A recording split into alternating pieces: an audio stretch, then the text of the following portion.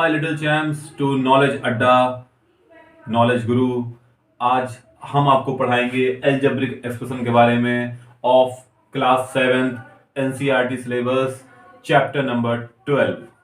तो algebraic expression क्या होता है? एल्जेब्रिक एक्सप्रेशन इसके बारे में मैं आपको बताऊंगा। सपोज कीजिए आपने कोई इक्वेशन लिखी x + 2y = 4।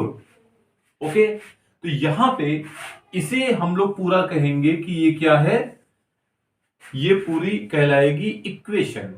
और अगर हमें एक्सप्रेशन की बात करनी होगी तो = के इस तरफ यानी कि लेफ्ट हैंड साइड पे जो भी हमारा टर्म है वो कहलाएगा एक्सप्रेशन। दैट इज अगर हम केवल इसकी बात करें x + 2y की, तो ये क्या है, ये हमारा एक्सप्रेशन है। और अगर आप = 4 कर देंगे तो वो क्या है, वो है हमारा पूरी की पूरी इक्वेशन। ठीक है, अब अगर हमें एल्जेब्रिक एक्सप्रेशन को डिटेल में समझना है तो हमें इसके लिए कुछ टर्मिनोलॉजी को समझना जरूरी होगा। टर्मिनोलॉजी मतलब यो कि जब आप कोई भी चीज पढ़ रहे हैं तो उसको पढ़ने के बाद आपको उसमें जितनी भी टर्मिनोलॉजी वो होती है जिसमें हमें उसके बारे में उसके पार्ट्स को जानना होता है। तो सपोज कीजिए जैसे कि देखिए यहां पे मैंने लिख रखा है 4xy + 5y + 4। अब हमें इसमें कुछ जो आते हैं वो है, पहला वेरिएबल, दूसरा है कांस्टेंट, तीसरा है टर्म्स, फिर है फैक्टर्स और इसके बाद है कोफिशिएंट। ठीक है, तो वेरिएबल क्या है? यहां पे वेरिएबल वो है जो कि फिक्स नहीं रहता, यानी कि उसकी वैल्यू 2 भी हो सकती है, 4 भी हो सकती है, 6 भी हो सकती है, 10 भी हो सकती है, -17 भी हो सकती है। तो उसमें हमें क्या करना होता है, ये आप इक्वेशन में देखिए जैसे x दिया हुआ है, अल्फाबेट्स को आप फाइंड आउट कीजिए। y दिया हुआ है, यहां पे देखिए y दिया हुआ है, तो जो वेरिएबल है वो क्या हो जाएगा, वो हो जाएगा x, y या एल एम। जिस तरह की इक्वेशन दी हुई है उसमें जो भी अल्फाबेट आपको दिखे सिंपली वो क्या हो जाएगा हमारा, वो हो जाएगा वेरिएबल। इसके बाद आता है कांस्टेंट। अब देखिए यहां पे कांस्टेंट क्या है, यहां पे जैसे ये 4 है तो ये चेंज नहीं हो सकता है, तो जो चेंज नहीं हो सकता है वो क्या है, वो कांस्टेंट है। तो यहां पे अगर हम कांस्टेंट की बात करें अपनी इस इक्वेशन को देखते हुए तो ये क्या हो जाएगा, ये हो जाएगा 4। ठीक है, इसके बाद आती है बात टर्म्स की। तो टर्म्स की अगर हम बात करें तो जैसे देखिए यहां पे जो भी हमारे ऑपरेशंस हैं, ऑपरेशंस क्या होते हैं, जैसे देखिए यहां पे बीच में प्लस है। कोई इक्वेशन और आप मान सकते हैं कि 3x - y = 6। तो यहां पे जो ये माइनस है ये ऑपरेशन है, यहां पे जो ये प्लस है ये ऑपरेशन है।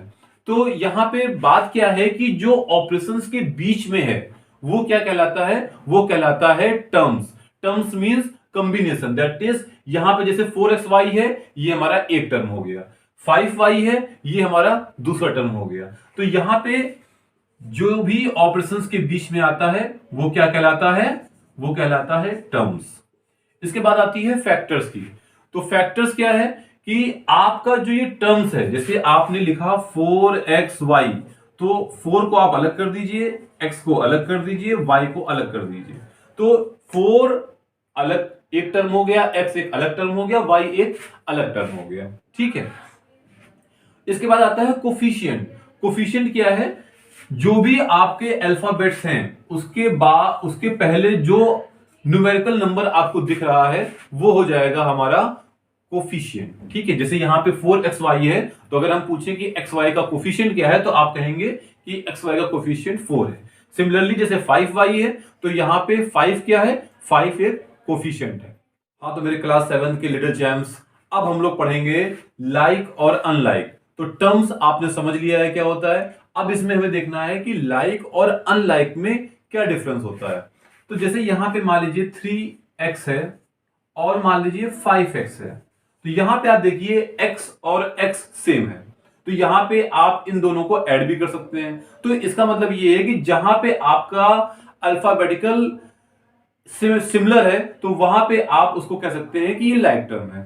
अब अनलाइक क्या हो जाएगा, जैसे मान लीजिए 5x है और 3y है, तो यहां पे देखिए x अलग है और y अलग है, तो जब x और y अलग है तो इसका मतलब क्या हुआ कि ये हमारे जो टर्म्स हो गए ये अनलाइक हो गए। तो सिंपल सा है कि आपको बस ये फोकस करना है कि हमारे जो अल्फाबेटिकल टर्म्स हैं जहां पे वो सेम रहेंगे वहां पे वो कहलाएगा लाइक, और जहां पे हमारे अल्फाबेट सेम नहीं रहेंगे वो क्या कहलाएगा, अनलाइक। जैसे यहां पे देख लिया आपने, एक्स एक्स है, सेम है, तो ये लाइक है। एक्स और वाई सेम नहीं है तो इसलिए ये क्या है, ये अनलाइक है। ठीक है, अब इसी क्रम में हम लोग जब आगे पढ़ते हैं तो हमारे सामने आती है अगली टर्मिनोलॉजी, मोनोनोमियल्स, बाइनोमियल्स, ट्राइनोमियल्स और पॉलिनोमियल्स। तो आइए हम लोग जानते हैं कि मोनोनोमियल्स क्या है, बाइनोमियल्स क्या है, ट्राइनोमियल्स क्या है। अब जैसे यहां पे 5x है, तो ये 5x है तो यहां पे केवल बस ये हमारा एक है, तो इसलिए ये कहलाएगा मोनो। मोनो मीन्स क्या होता है, सिंगल। तो यहां पे ये टर्म क्या कहलाएगा, मोनोनोमियल्स। अब अगर इसके बाद हम लिख देते हैं यहां पे 5x प्लस 2y, तो ये क्या हो गया, यहां पे आप देखिए ऑपरेशंस के बीच में दो टर्म्स आ गए और बाई का मतलब होता है 2। तो यहां पे क्या हो गया कि 5x एक टर्म हो गया और 2y दूसरा हो गया, तो ये क्या कहलाया, ये कहलाया बायोनोमियल्स। इसी तरह से अब आप समझ गए होंगे ट्राइनोमियल्स की अगर हम लोग बात कर रहे हैं तो यहां के टर्म में आप इसी क्रम में आगे बढ़ा दीजिए 5x प्लस 2y प्लस 4, तो ये क्या हो गया, ये हो गया ट्राइनोमियल्स।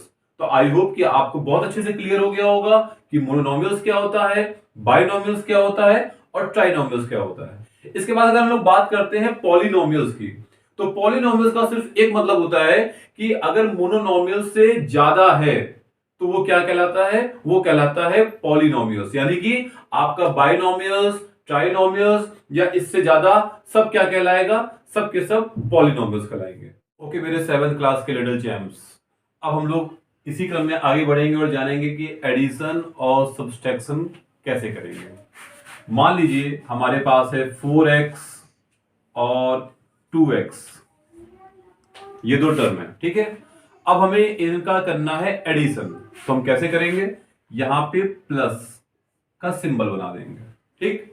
और यहां पे आप देखिए x भी है यहां भी और x यहां भी है, तो क्या हो जाएगा 4 और 2 इन दोनों को जोड़ देंगे, क्या हो जाएगा 6, और x आपका हो जाएगा कैसे, आप यहां पे x को कॉमन ले लीजिए, कॉमन ले लिया तो बचा क्या ब्रैकेट में, 4 बचा प्लस 2 बचा, तो ये क्या निकल के आ गया 6x।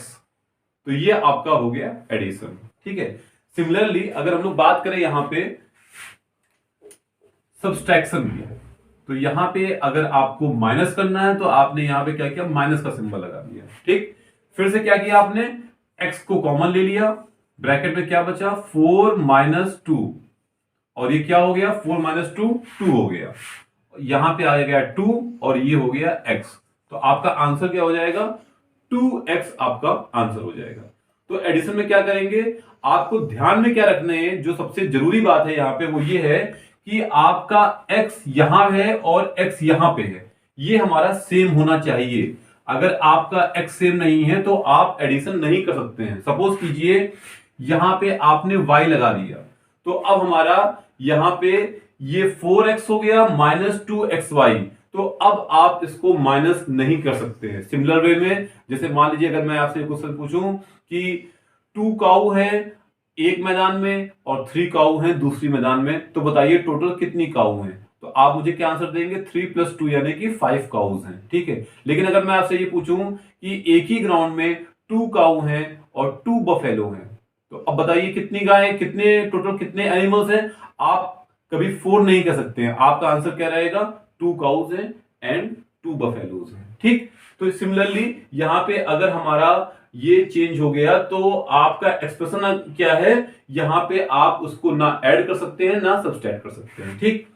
अब इसी तरह से अगर हम लोग एक इक्वेशन और देखें एडिशन की, मान लीजिए आपको ऐड करना है 4x प्लस 2, ये एक टर्म है, और दूसरा टर्म है 3x प्लस 4, ठीक। अब हमें इन दोनों टर्म्स को दोनों एक्सप्रेशंस को अगर हमें ऐड करना है तो आप यहां पे क्या कर रहे हो, ऐड कर रहे हो। तो सबसे अच्छा तरीका मैं यहां पे बता रहा हूं, जब भी आप इस तरह से ऐड करिए तो इनको ब्रैकेट में कर लीजिए, ठीक है। अब ब्रैकेट में करने के बाद आप देखिए कि सेम टर्म s के पहले हम ऐड कर लेंगे और जो कॉमन हमारा कांस्टेंट है उसको ऐड कर लेंगे। तो यहां पे क्या हो जाएगा, 4x है और 3x है, तो इनको पहले साथ में लिख लेंगे, 4x प्लस 3x। इसी तरह से बाद में क्या कर लेंगे, जो बच रहा है +2 + 4, ठीक। तो यहां पे 4 और 3x कितना हो जाएगा, 7x, प्लस 4 और 2 कितना हो जाएगा, 6। तो हमारा जो आंसर आएगा वो क्या आएगा, 7x + 6, ठीक। अब अगर हम लोग मान लीजिए इसी को माइनस करना चाहते हैं, तो जो मैंने आपको बताया था अभी कि हम लोग इसे ब्रैकेट में कर लेते हैं, उसका पर्पस आपको यहां पे दिखेगा कि हम लोग ब्रैकेट में क्यों करते हैं। अब आपने लगा दिया यहां पे सिंबल माइनस, तो जब माइनस करेंगे तो यहां पे कैसे लिखेंगे इसको, 4x + 2। अब माइनस जो है वो मल्टीप्लाई होगा इस ब्रैकेट में, तो ये क्या हो जाएगा, -3x और माइनस प्लस माइनस -4, ठीक है। अब आप इसको साथ में लिख लीजिए, 4x - 3x + 2 - 4। तो 4x - 3x कितना हो जाएगा, 1x। और यहां पे ये कितना हो जाएगा, +2 और -4 कितना हो जाएगा, -2। दैट मीन्स आपका आंसर कितना हो जाएगा, x - 2, ठीक है।